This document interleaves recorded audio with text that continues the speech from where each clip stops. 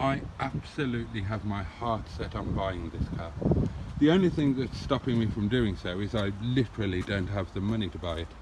But I would like to buy this car, I would like to add it to my little collection, I would like to cherish it, I would like to enjoy it, and I would like to save it for the future.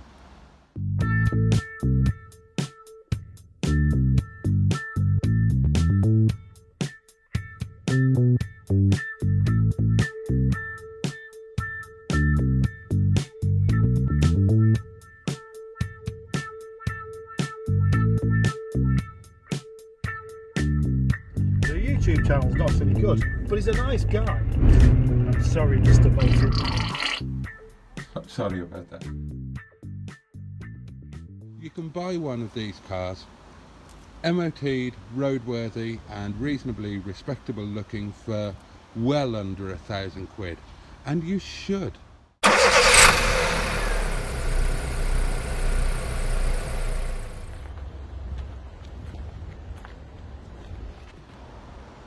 This car is owned by Captain Mustard, and it is a facelift 05 plate, so probably 2005 Rover 25 GSI. Now, these are not a very sought after motor car. They haven't as yet achieved a modern classic status, so they're not perceived as a classic car or a modern classic car, however you want to term it. Even Rover enthusiasts are not super keen on these facelift 25 cars. So if you take that market out of the equation, you're left with viewing them as an old banger, a cheap old banger. And when you judge them on those terms, then equally they're not actually terribly good, because they're a car with flaws. They're not an unburstable Ford Fiesta that somebody can just jump into and drive mindlessly without thinking about it. So the only way that you can really market one of these is on price, to make them such a cheap option that people will buy them and probably wreck them, and that is such a shame. Except that this is going to be one of the last of the line Rovers. It is an important car, and it is a fantastic entry-level classic, modern classic vehicle. This is actually one of my tips for a modern classic car that you can buy now and that you can really enjoy. They are around and they are really quite cheap, and they have a lot of the things going for them that you will find in the earlier cars, and are now really starting to creep up in price. They've got the same handling dynamics, they've got the same cute appeal, they've got the same retro aspects. Now, admittedly, there are some downsides as well. They have all of the flaws that you're probably aware of, the post-project drive cost cutting. The facelift interior is made of, it's not the best materials, and it's not put together in the best way.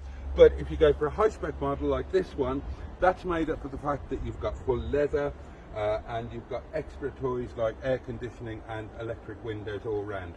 It's a comfortable car. It's a perfectly usable car. It is a great investment as an entry-level modern classic. These really are cars that deserve to be saved. So there's my tip. You really should consider a facelift Rover 25 as probably one of the best entry-level budget modern classics that you could think about buying at this moment in time. You've got the prestige, if you like, or the heritage of the Rover name, and you've got the really low price point as the entry to the market.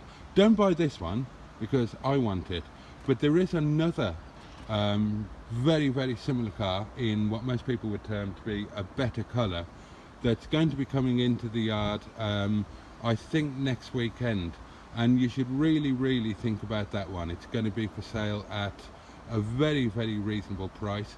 It's a great starting point for your entry into the modern classic community. You really could do a lot worse. If you've got any interest in it, do keep your eyes peeled for the videos coming next weekend, or get in touch with us in advance and we can work something out. If you want it a little bit better than it is now with a couple of the little foibles sorted, not a problem, we can arrange all of that for you.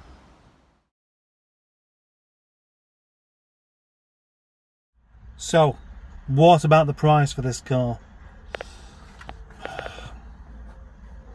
I don't know. What do you think it's worth? Actually, no, I do know how much I want for it. I want £950 for it.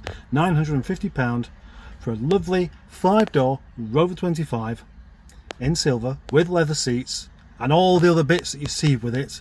£950. That's the price.